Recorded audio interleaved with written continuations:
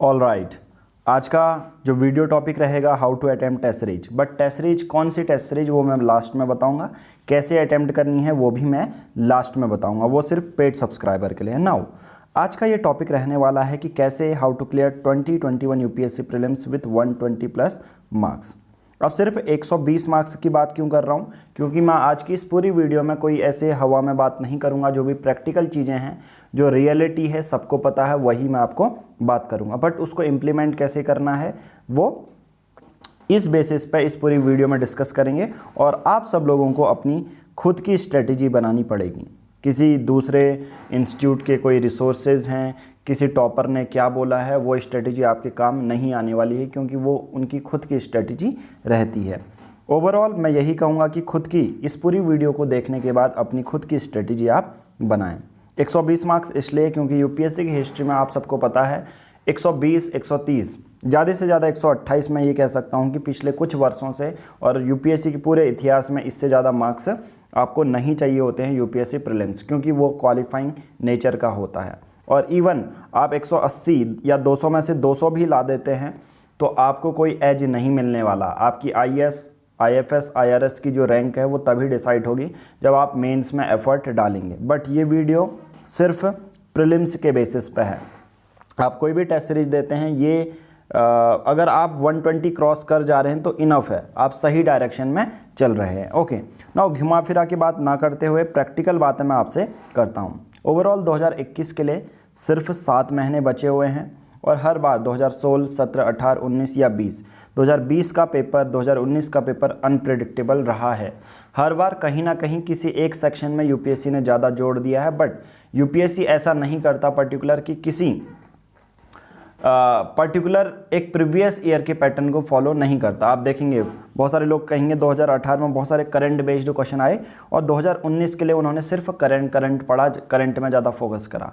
तो आपको यही चीज़ें ध्यान में रखनी है कि दोनों ही चीज़ों को लेकर चलना है। कभी यूपीएससी एग्रीकल्चर के ज़्यादा क्वेश्चन डाल देगी, कभी इन्वायरमेंट के क्वेश्चन डाल देगी। तो बच्चे अब क्या करेंगे मैं आपको बताता हूँ। 2021 के लिए एग्रीकल्चर और इन्वायरमेंट में ज़्यादा फोकस देने लगेंगे। बट यूपीएससी अगर आप अच्छे से 3-4 साल का पैटर्न एनालाइज करोगे तो हर बार पैटर्न चेंज होता है। अब इसका मतलब ये नहीं कि यार टफ होते जा रहा है, इसका मतलब ये है कि यूपीएससी अपनी अप्रोच बदल रहा है और आपको भी अप्रोच बदलनी है। बट किस वे में? क्या वो पिछले साल का पेपर के बेसिस पर आप डिसाइड करोगे कि क्या मुझे इन्वायरमेंट ज़्यादा पढ़नी चाहिए, क्या मुझे एग्रीकल्चर? अब 2018 का पेपर ले लीजिए, सब ने सोचा कि स्टैटिक से ज़्यादा पूछेंगे, 2019 में करंट से ज़्यादा क्वेश्चन आ गए, तो उसी बेसिस पे अप्रोच आपकी चेंज हो सकती है। या 2019 में करंट के ज़्यादा क्वेश्चन आ गए तो 2020 में कम डाले गए, एग्रीकल्चर का ज़्यादा इंक्लूड हो चुका है। ओके, नाउ तो ये सब चीज़ें थी, एनालिटिकल और लॉजिकल थिंकिंग रखनी पड़ेगी। अब बेसिक से सोर्सेज में डिस्कस करता हूँ। करंट के लिए 2 चीज़ें फॉलो करो और दूसरा है स्टैटिक। करंट में मैं प्रेफर करूँगा द हिंदू के स्ट्रिक्टली एक न्यूज़पेपर को फॉलो करो। आप इंडियन एक्सप्रेस भी कर सकते हो, बट द हिंदू के हम खुद नोट्स देते हैं, इसलिए मैं द हिंदू को प्रेफर करता हूँ। प्लस विजन आईएएस, अब दोनों ही मंथली मैगजीन को मल्टीपल टाइम से रिवाइज करना है। और एट द एंड मैं करंट अफेयर के लिए टेस्ट सीरीज भी बहुत सारी विजन आईएएस, इनसाइट आईएएस की बाद में फरवरी जनवरी से लॉन्च होने लग जाती है। हम अपने पेड ग्रुप में भी उसको शेयर करेंगे, आपको ये फ्री में भी मिल जाएगी। ठीक है, करंट इसलिए इस बेसिस पर प्रिपेयर करना है। फिर दूसरा बात जो मैं आज बताने वाला हूँ वो बेसिक सोर्सेज हैं। चाहे यूपीएससी का टॉपर हो या कोई ऐसा व्यक्ति जो बड़े बड़े इंस्टीट्यूट में नहीं जाता, सभी के लिए एक बेसिक सोर्सेज हैं। ऐसा नहीं होगा कि यार सोर्सेज बदल जाएंगे, बस पढ़ने का तरीका आपको पता होना चाहिए। ओके, नाउ सबसे पहला बेसिक से सोर्सेज आप सभी लोग एनसीईआरटी से शुरू करते हैं, इवन टॉपर से भी 6 to 12th, history, geography, polity और इकोनॉमिक, इन सबको पढ़ लीजिए। ठीक है, दूसरा क्या सोर्सेज है? रेफरेंस बुक हैं, लिमिटेड सोर्सेज हैं, 4 या 5 बुक आपने पढ़नी है। पॉलिटी के लिए लक्ष्मीकांत, हिस्ट्री के लिए स्पेक्ट्रम, ज्योग्राफी के लिए okay sorry for the pause, बीच में कॉल आ गया। तो मैं यही बोल रहा था कि रेफरेंस बुक सिर्फ 4-5 बुक हैं, आपको इन्हीं बेसिक सोर्सेज का मल्टीपल टाइम्स रिवाइज करना है, यानी कि सोर्सेज आपके क्लियर है। ठीक है, आपको पता है कौन कौन से सोर्सेज आपको पढ़ना है। तो पॉलिटी, हिस्ट्री, ज्योग्राफी और इकोनॉमिक्स, ज्योग्राफी के लिए जीसी लियोंग, इकोनॉमिक्स के लिए रमेश सिंह। और बेसिक सा फंडा है, इनको मल्टीपल टाइम्स रिवाइज आपको करना है, कोई आपको सोर्सेज बदलने की ज़रूरत नहीं है। जो भी चीज़ जो मैंने अभी स्क्रीन में दिखाई इसकी स्क्रीनशॉट ले लो और इन्हीं सोर्सेज को बार बार रिवाइज करना है। अब मैं बात कर लेता हूं कि टेस्ट सीरीज क्यों इंपॉर्टेंट हो जाती है और टेस्ट सीरीज जो हमारे पेड ग्रुप के मेंबर्स है ऑलरेडी 100 से ज़्यादा लोग हमसे जुड़ चुके हैं, हमारे टेस्ट सीरीज को ले चुके हैं। वो अभी मैं एट द एंड आपको बताऊंगा जिसको जानना भी है, ठीक है। तो वो कैसे हेल्प करेगा, बट उससे पहले प्रैक्टिकल वे में समझ लेते हैं कि यूपीएससी क्वेश्चन कैसे बनाता है। अगर मैं आपको 2020 का कुछ क्वेश्चन पेपर दिखाऊं, ऑलरेडी वीडियोस बना चुके हैं हम, आप वीडियोस भी देख सकते हैं, मैं रैंडम सा आपको क्वेश्चन भी बताता हूं। ये क्वेश्चन पेपर है 2020 का, बट मैं ये एक डिस्क्लेमर देता हूं कि प्रीवियस ईयर पैटर्न के बेसिस पर आप अगले ईयर पैटर्न को ना समझें। यानी कि टॉपिक तो सेम रहेंगे, टॉपिक अलग अलग चूज़ हो सकते हैं, बट ऐसा नहीं कि करंट से 10 क्वेश्चन आए हैं तो अब मैं करंट को ना पढूं, इन्वायरमेंट से 50 क्वेश्चन आए हैं तो मैं इन्वायरमेंट को पढ़ लूँ। ऐसी अप्रोच बिल्कुल भी मत रखना। बट मैं यहाँ से ये दिखाना चाहता हूँ कि बहुत सारे ऐसे क्वेश्चन होते हैं टू द पॉइंट पूछे जाते हैं। जैसे इस बार पॉलिटी का बहुत ज़्यादा ट्रेडिशनल पेपर था, यानी कि जो टू द पॉइंट लिखा है लक्ष्मीकांत में वही आपसे पूछा गया है। बट बहुत सारे ऐसे आपको क्वेश्चन देखने को मिलते हैं जहाँ पर बहुत ज़्यादा टू द पॉइंट बहुत ज़्यादा क्लोज हैं, जैसे बोथ 1 एंड 2 बहुत ज़्यादा क्लोज आपको स्टेटमेंट देखने को मिल जाते हैं। बट क्या ये आप सिर्फ टॉपिक पढ़ के इन क्वेश्चन को सॉल्व कर पाओगे? नहीं, क्योंकि बेसिक से आपके पास लक्ष्मीकांत होती है, वहाँ पर कोई टॉपिक देते हैं, बट वैसे ही अगर यूपीएससी में सेम टॉपिक पर क्वेश्चन आए तो आप सॉल्व नहीं कर पाते हैं। तो इसलिए ही ये होता है कि हमें एक अच्छे से लॉजिकल डॉट्स को कनेक्ट करते हुए हमें क्वेश्चन को सॉल्व करना पड़ेगा।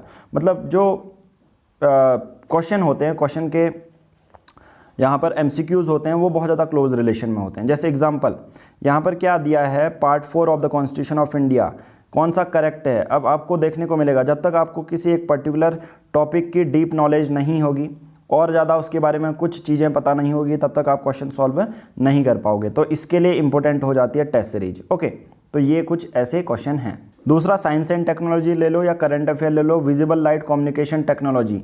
अब यूपीएससी सिर्फ एक स्टेटमेंट आपको नहीं देता, आपको 2-4 स्टेटमेंट दे देता है और उसके बेसिस पे क्वेश्चन भी बहुत ज़्यादा क्लोज बना देता है। 1 2 3 है, 1 2 4 है, 1 3 4 है।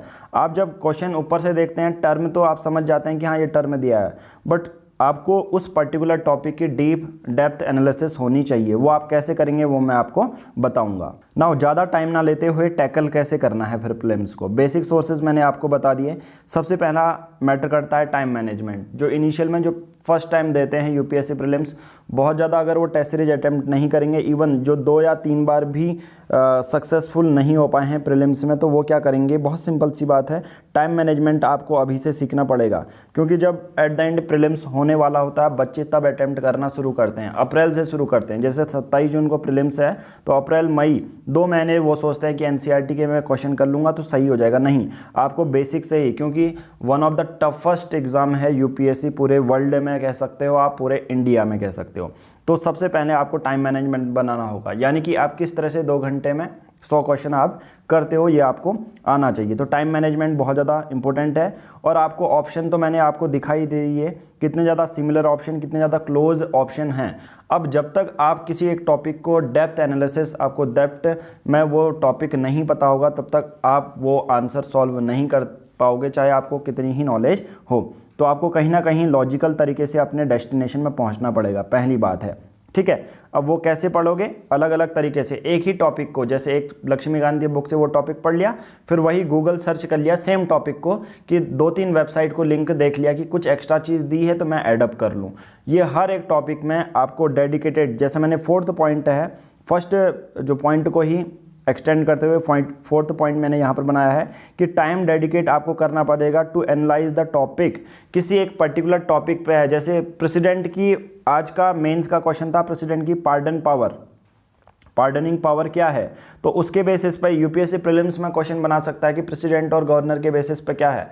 तो आपने सिर्फ लक्ष्मीकांत पढ़ा तो वो इनफ नहीं है, क्योंकि लक्ष्मीकांत में उतना ज़्यादा इंपॉर्टेंट चीज़ें नहीं दी गई हैं।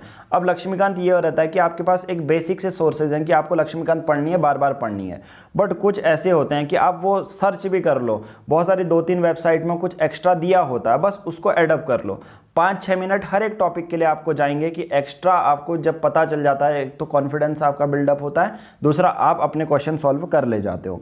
तीसरा अगर मैं बात करूंगा, do not follow previous pattern. अब बहुत सारे बच्चे, बहुत हद तक मैं ये कह सकता हूं कि 90% बच्चे होंगे एग्रीकल्चर और इन्वायरमेंट अब अपना कवर करने में लगे होंगे। नहीं, मैं ये कहना चाहूँगा कि सभी इंपॉर्टेंट जो बेसिक सोर्सेज मैंने बताए सभी को इक्वल इंपॉर्टेंस दो, पर ऐसा ना हो कि आप सिर्फ इन्वायरमेंट को ही दे रहे हैं प्रीवियस पैटर्न। ऐसा यूपीएससी हमेशा खेल करता है, अनप्रेडिक्टेबल नेचर का है। तो कभी वो फैक्ट बेस्ड ज़्यादा देता है, कभी करंट अफेयर ज़्यादा देता है, और मोस्ट इंपॉर्टेंट एनालिटिकल तो हर एक क्वेश्चन में पूछ रहा है वो।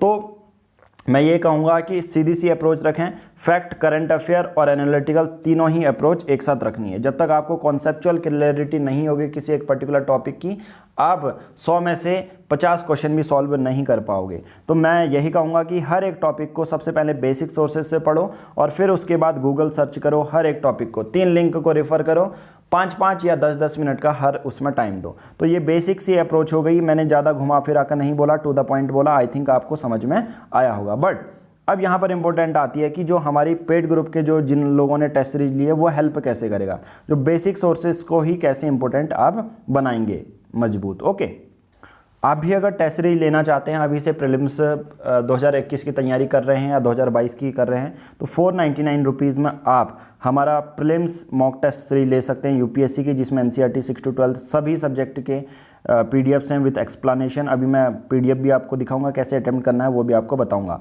प्रीवियस ईयर भी है, सीसेट के क्वेश्चन भी हैं और मेंस के क्वेश्चन भी कुछ टॉपिक वाइज हमने अपलोड किए हुए हैं नाउ। तो ये आप 499 रुपीज़ की ले सकते हैं। ओके, उसके बाद आप हमारा ईयरली सब्सक्रिप्शन भी ले सकते हैं। जैसे करंट बेस्ड मैंने बोला कि विज़न आईएएस की आपको मैगजीन फ्री में मिल जाती है, वो हम अपने ग्रुप में भी शेयर करते हैं। नाउ यहाँ पर ईयरली सब्सक्रिप्शन में डेली द हिंदू के वीडियो और नोट्स हम आपको देते हैं, class 6 to 12 chapter wise gist भी देते हैं, आंसर राइटिंग डेली करवाते हैं और फ़ोन गाइडेंस आपको मिल जाती है। लेना कैसे है, दिए गए नंबर पर गूगल पे या फ़ोन पे कर सकते हैं। जो भी आप पेमेंट करेंगे उसकी स्क्रीनशॉट सेम नंबर पर व्हाट्सएप करनी है। नाउ पेमेंट करने के बाद हम आपको 3 प्राइवेट ग्रुप से ऐड करते हैं, जहाँ पर प्राइवेट करंट नोट्स हैं डेली के बेसिस पर। 500 से ज़्यादा मेंबर हमारे साथ जुड़े हैं। डेली के बेसिस पर जो नोट्स होते हैं वो हम आपको शेयर करते हैं, जो भी सक्स गम वैली जो भी चीज़ें हैं। पेड ग्रुप डिस्कशन में डेली के बेसिस पर आंसर राइटिंग की जाती है और उसके लिए एक वीडियो भी बनाई जाती है। स्टडी मटेरियल में डेली के बेसिस पर एक पीडीएफ अपलोड की जाती है। जैसे 6 नंबर के नोट्स हैं तो मंथली भी दिए जाते हैं, जैसे मंथली भी अपलोड किए। अगस्त की पूरी मंथली द हिंदू की डेट वाइज मैगजीन आपको यहाँ पर मिल जाती है। दूसरा है एनसीईआरटी की टेस्ट सीरीज, 100 से ज़्यादा हमारे साथ जो मेंबर्स हैं वो टेस्ट सीरीज और इसी वीडियो के लिए रुके भी हुए हैं। ठीक है, आज मैं जब ये वीडियो रिकॉर्ड कर रहा हूँ, मैंने अपने एस्पिरेंट से बोला था कि हम ये वीडियो में 1 घंटे के अंदर ये रिलीज कर दूंगा। ठीक है, तो इस पर भी अभी काम ही चल रहा था, ये अभी फिनिश हुई है पूरा वर्क कि किस तरह से आपको स्ट्रेटेजी दी जाए। जैसे मैंने यहाँ पर कल बता दिया था कि tomorrow we will make a video on test schedule. ठीक है, तो इसी एनसीईआरटी टेस्ट सीरीज के देखिए बच्चे अभी थोड़ा सा परेशान हैं कि कब तक आए हैं वीडियो, सभी लोग रुके हुए हैं। ठीक है, बट कोई चिंता नहीं, आपने टेस्ट सीरीज ली है, आपके पास टेस्ट सीरीज है, बट आपको अटैम्प्ट कैसे करनी है वो मैं आपको बता देता हूँ। ओके नाउ आपको यहाँ पर हम अपने गूगल ड्राइव लिंक से जब आप पेमेंट कर लेते हैं टेस्ट सीरीज की, तो ईमेल आईडी आपकी हम ग्रांट कर देते हैं। तो उसके बेसिस पे कुछ ऐसा इंटरफेस आपका खुलता होगा। जितने भी टेस्ट सीरीज वाले यूज़र्स हैं उनके पास ये खुला होगा। जैसे इकोलॉजी है, इन्वायरमेंट के क्वेश्चन है।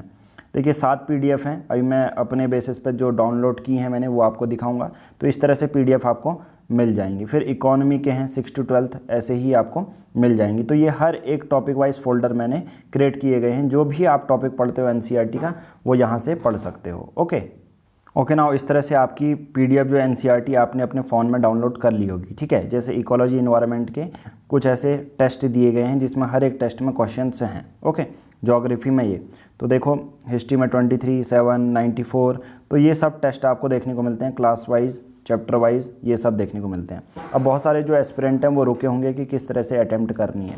तो जिसमें भी आप जो भी चैप्टर आप कर रहे हो, तो हम आधे घंटे का एक टास्क देंगे आपको डेली के बेसिस पे।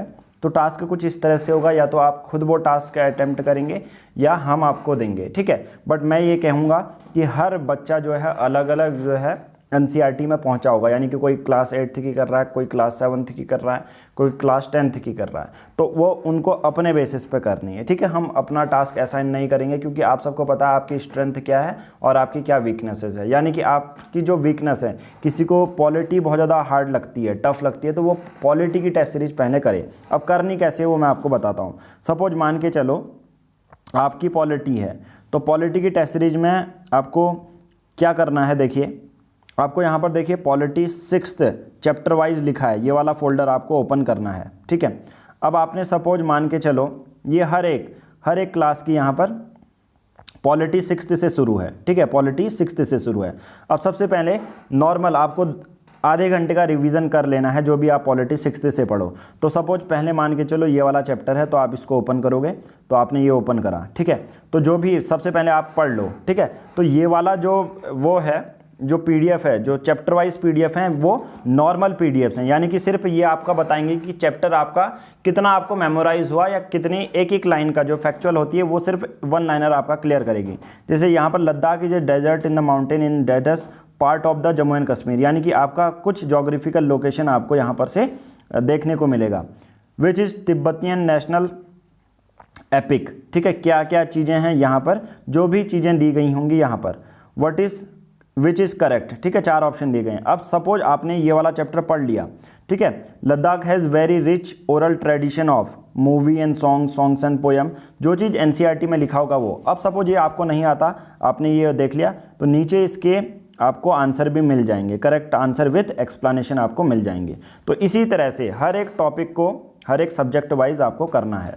अब जैसे ही 6th हो गया, तो 6th की सपोज बहुत सारे चैप्टर आपने पढ़ लिए, तो 6th का एक सपोज ये चैप्टर है, आपने ये ओपन किया, इसको ओपन करते हुए देखा इस चैप्टर तक आप पहुंच चुके हो, ठीक है। मैं ये कहूँगा जिसकी जो वीकनेस है वो पहले अटेम्प्ट करे। The panch is called to the member of block samiti, gram सभा, पंचायत मेंबर और जिला परिषद, यानी कि जो चैप्टर वाइज हैं वो आपको आपका जो बेसिक से 1 लाइनर का स्टेटमेंट है उस चैप्टर के बारे में थोड़ा सा जो एक्सट्रैक्ट सिंपल सी चीज़ें हैं वो आपकी क्लियर कर देगा। आप वो जो चैप्टर पढ़ें उसके बाद हर एक चैप्टर के चैप्टर वाइज एमसीक्यू अटेम्प्ट करें, ठीक है। अब नहीं आते, किसी में प्रॉब्लम है, तो यहाँ पर डिटेल में एक्सप्लेनेशन भी हमने हर एक चैप्टर के दिए हुए हैं। ओके, तो आई थिंक आप समझ चुके होंगे कि यानी कि जिसका जो भी एस्पिरेंट, जो भी पेड एस्पिरेंट है, जिसका भी जो टफ सब्जेक्ट लगता है, अगर उसको हिस्ट्री टफ लगता है तो वो क्लास 6 हिस्ट्री से अटेम्प्ट करें, यानी कि आधे आधे घंटे। देखिए जो नॉर्मल रूटीन आपका चल रहा है वो तो नॉर्मल रूटीन रहने दें, यानी कि जो भी चीज़ आप पढ़ रहे हो, आप क्लास 11th की ज्योग्राफी हो, मैं ये नहीं कहूँगा कि मैं अपना अलग से टास्क दूंगा क्लास 6 से फिर से करो, नहीं, सभी के लिए अलग अलग है, बट हम उस ग्रुप में डिस्कशन करेंगे। आप जिसको जो टफ लगता है वो अपनी एक्सरसाइज, क्योंकि सभी के पास ये टेस्ट सीरीज हैं, ऑफलाइन टेस्ट सीरीज यहाँ पर दी गई हैं। कोई क्लास 7th में पहुँचा था, कोई क्लास 8th में पहुँचा है, वो अपने बेसिस पे अटेम्प्ट करे। बट मैं यही कहूँगा जिसको जो सब्जेक्ट टफ लगता है उसके लिए 1-1 घंटा अलग से निकालो, उस चीज़ की एनसीईआरटी पढ़ लो, फिर उसके बाद ये चैप्टर अटेम्प्ट करो कि आपको कितना आया, ठीक है। अब देखो सपोज कोई मान के चलो 11th क्लास में पहुंच चुका है, अब ये वाला ओपन कर लिया आपने, ठीक है। इसका नाम क्या है, देखो इस चैप्टर का नाम है क्लास 11th की पॉलिटी, चैप्टर का नाम है इलेक्शन एंड रिप्रेजेंटेशन। क्वेश्चन है when did election commission of India got 2 more election commissioners. ये आपको पता होना चाहिए, और ये पॉलिटी की बुक में लिखा गया है, लक्ष्मीकांत की बुक में भी लिखा गया है, ठीक है, कि 2 more इलेक्शन कमिश्नर कब मिले। सबसे पहले सिंगल मेंबर बॉडी हुआ करती थी, ठीक है, तो आप बताइए कब मिले, ठीक है, यानी कि पहले सिंगल मेंबर बॉडी, तो जब 21 साल से लेके इलेक्शन की एज 21 साल हुआ करती थी, 18 साल कर दी गई। अब ऐसे ही क्वेश्चन आते हैं, तो ऐसे ही हमने 1 लाइनर आपके चैप्टर वाइज क्लियर होंगे, ठीक है। तो आई थिंक ये समझ चुके होंगे आप। अब देखो आप क्या करना है, ये तो मैंने कहा चैप्टर वाइज थे, जो चैप्टर वाइज हैं वो चैप्टर वाइज करके लिखे गए हैं, ठीक है। अब अच्छे से समझना जो पेड ग्रुप डिस्कशन जिन्होंने ये टेस्ट सीरीज ली है। अब देखो जब आप ये टेस्ट सीरीज कर लेते हैं, फिर एक सेक्शन आएगा आपका ये वाला, ठीक है, एनसीईआरटी एडवांस्ड क्वेश्चन वाला, ठीक है। अब इसमें क्या करोगे, अब जैसे आपने चैप्टर वाइज किया, अब आपको लगा क्लास 6 है, क्लास 7 है, आपका खत्म हो चुका है, ठीक है। अब देखो एनिशिएंट हिस्ट्री का भी है, और ये वाला फोल्डर है, ये बहुत ज़्यादा एडवांस वाला फोल्डर है, यानी कि इस पर अब जो यूपीएससी अभी तक जो आप 1 लाइनर करते आए हुए थे, अपना थोड़ा थोड़ा आपने बिल्डअप किया कि एनसीईआरटी के क्वेश्चन को कैसे सॉल्व करते हैं, उसमें कुछ हर एक चैप्टर में 20 या 30 क्वेश्चन थे। अब यहाँ पर ये पूरे टॉपिक वाइज हैं, जैसे आपने इकोनॉमिक्स 11th कर ली, सपोज पूरी इकोनॉमिक्स 11th सेकंड कर ली, या 9th, सपोज मान के चलो इकोनॉमिक्स का आपने 9th चैप्टर पढ़ लिया। अब देखो यहाँ पर क्वेश्चन हमने कैसे बनाए हैं, ये बहुत ज़्यादा इंपॉर्टेंट क्वेश्चन है। पहला इकोनॉमी का क्वेश्चन है, इसको दिखा देता हूँ, शो कर देता हूँ। जैसे ये क्वेश्चन मान के चलो, और ये बहुत अच्छे क्वेश्चन यहाँ पर हैं, ठीक है। कहने का मतलब आपने इकोनॉमिक्स 9th क्लास की पढ़ी, पहले चैप्टर वाइज सॉल्व करो। चैप्टर वाइज सिर्फ आपका बेसिक कॉन्सेप्ट बताएगा, एक एक चीज़ें, फिर आपका जो मैंने ये वाला फोल्डर बताया एडवांस सेक्शन वाला, फिर इसको करो। Which of the following is are correct, the share of women percentage in मनरेगा scheme is more than half, ठीक है। तो जो यूपीएससी जिस बेसिस पर क्वेश्चन बनाती है उस बेसिस पे क्वेश्चन हमने यहाँ पर बनाई है। अब सपोज मान के चलो, अब ये इस पर बहुत सारे क्वेश्चन आपको मिल जाएंगे, ठीक है, और यूपीएससी पैटर्न पे बहुत अच्छे अच्छे क्वेश्चन हैं, ठीक है। यानी कि अब आप ट्राई कर सकते हो कि क्लास 9th इकोनॉमिक्स आपने पढ़ ली तो इस चैप्टर को अटेम्प्ट करके दिखाओ। अगर इसमें 120 प्लस मार्क्स यानी कि 100% आपके मार्क्स बन रहे हैं तो आप ये सोच सकते हैं कि यस मेरी पढ़ाई अच्छी जा रही है। Consider the following statement, the MSP is declared by government every year before harvesting season, the farmers are paid. चलो अगर किसी को लगता है सिंपल सा क्वेश्चन है तो इसको सॉल्व करके दिखाओ। क्वेश्चन नंबर 44 इसको सॉल्व करके दिखाओ, ठीक है। अब क्वेश्चन नंबर 44 है। अब आपको सपोज ये नहीं आता तो आप नीचे जाएंगे, आपको लग रहा है कि यस यार 44 में मुझे नहीं पता, तो कोई इश्यू नहीं है। देखो 44 का सॉल्यूशन दिया है पूरे एक्सप्लेनेशन के साथ, तो इसलिए ये फ़ायदा है कि क्लास 9th की इकोनॉमिक्स, अब मैं हर एक पेड सब्सक्राइबर के लिए अलग से टास्क नहीं दिया जाएगा, बट उसको डिस्कशन कर सकते हैं कि किसी को किसी टेस्ट में प्रॉब्लम आई, इस क्वेश्चन में डिस्कशन आया तो वो अटेम्प्ट कर सकता है, ठीक है। यहाँ पर अपना जो डाउट है वो पोस्ट कर सकता है। अब देखो मैंने 2 स्टेप बता दिए, कौन सा, एक पहला चैप्टर वाइज स्टेप बता दिया, फिर मैंने एक एनसीईआरटी एडवांस वाला क्वेश्चन बता दिया। अब मैं एक और तीसरा स्टेप अब बताने जा रहा हूँ। अब सपोज मैंने कहा इकोनॉमिक्स ही आपने चैप्टर वाइज कर ली, फिर एडवांस वाला ये वाला फोल्डर दिखा दिया, फिर मैंने बोला अब इकोनॉमिक्स का एक ऐसा चैप्टर बताऊंगा जो 6 to 12th होगा, कॉम्बाइंड होगा, 6 to 12th कॉम्बाइंड होगा, ठीक है। वो मैं आपको शो कर देता हूँ, कहाँ पर है, economy chapter wise, geography, history, NCERT, polity, ठीक है, previous year, science and ecology, ठीक है, ये दिखा देता हूँ ना। उसके बाद आपको क्या करने हैं, ये वाले chapter economic development, economic 10th 11th 12th, ठीक है, ये सब आपको क्वेश्चन कर लेने हैं इकोनॉमिक्स के, ठीक है। तो इसी के बेसिस पर आपको यहाँ पर एनसीईआरटी के जो भी टफ सब्जेक्ट लगता है उसके बेसिस पर आधा घंटा, हर एक आधे घंटे को क्लास 6th से स्टार्ट करना है, ओके। अब ना जैसे एक एग्जांपल है एंशिएंट हिस्ट्री, आर.एस. शर्मा की आप पढ़ते हैं ओल्ड एनसीईआरटी हिस्ट्री के लिए, तो यहाँ पर भी बहुत इंपॉर्टेंट क्वेश्चन दिए गए हैं जो कि आप पढ़ सकते हैं। Chalcolithic period is non for the use of which metal, iron, copper, bronze और लेड, ठीक है।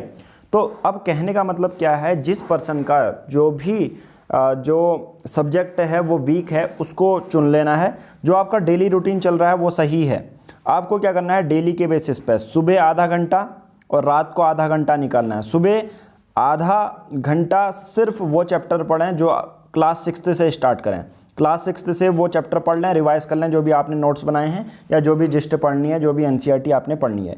अब रात को आधा घंटा निकाल के उसी का चैप्टर वाइज आपको एमसीक्यू अटेम्प्ट कर लेने हैं। तो इसी के बेसिस पे हम क्या करेंगे, नवंबर, दिसंबर, जनवरी तक आपको मेंस की भी प्रैक्टिस करने हैं, क्योंकि फरवरी, मार्च से लेकर हम डेडिकेटेड प्रीलिम्स और ज़्यादा करेंगे। पर तब तक आपका यही टारगेट है कि जनवरी, फरवरी, मार्च, ये नवंबर, दिसंबर, जनवरी और फेब तक, ठीक है, जब भी ये आप वीडियो देख रहे हैं पेड सब्सक्राइबर के लिए, तब तक आप प्रीलिम्स के लिए जो ये क्वेश्चन है एनसीईआरटी बेस्ड वो कर लो, क्योंकि उसके बाद फरवरी से जो विजन आईएएस की टेस्ट सीरीज, इनसाइड की टेस्ट सीरीज है वो हम अटेम्प्ट करना शुरू करेंगे। बट फेब तक आपका ये टारगेट है कि आपकी एनसीईआरटी की ये सब जितने भी एमसीक्यू मैंने दिए हैं 25,000 एमसीक्यू वो सॉल्व हो जाने चाहिए, ओके। नाउ इस वीडियो में हम इतना ही करेंगे, बाकी अगर किसी को टेस्ट सीरीज लेनी है 7505134891 में आप ले सकते हैं, इसको अटेम्प्ट कर सकते हैं, ठीक है। तो आज की इस वीडियो में इतना ही, बाकी सभी लोगों को पता चल गया होगा कैसे टेस्ट सीरीज का शेड्यूल है। बहुत सिंपल है, जो डेली रूटीन चल रहा है ना, डेली रूटीन चल रहा है उसको ही फॉलो करो। बट अब 1 घंटा थोड़ा सा आप आधा घंटा सुबह निकाल लो, आधा घंटा शाम, क्लास 6th से स्टार्ट करो। जो भी टफ सब्जेक्ट है वहाँ से स्टार्ट करना है। क्लास 6th का चैप्टर निकालो, उसको पढ़ो और रात को अटेम्प्ट करो, उसके पढ़ो उसको रात को अटेम्प्ट करो। इसमें मेरी बताने वाली कोई चीज़ नहीं है कि मैं ये बताऊंगा तभी आप कर पाओगे, आपको एक्सप्लेनेशन सबके साथ है। हालांकि मैं टास्क देने के बेसिस पे मेजॉरिटी वहाँ पर पोल वोल करेंगे हम और क्वेश्चन भी आपको देंगे। चलो आज की इस वीडियो में इतना ही, बाकी 2021 के लिए सभी को all the best, thank you.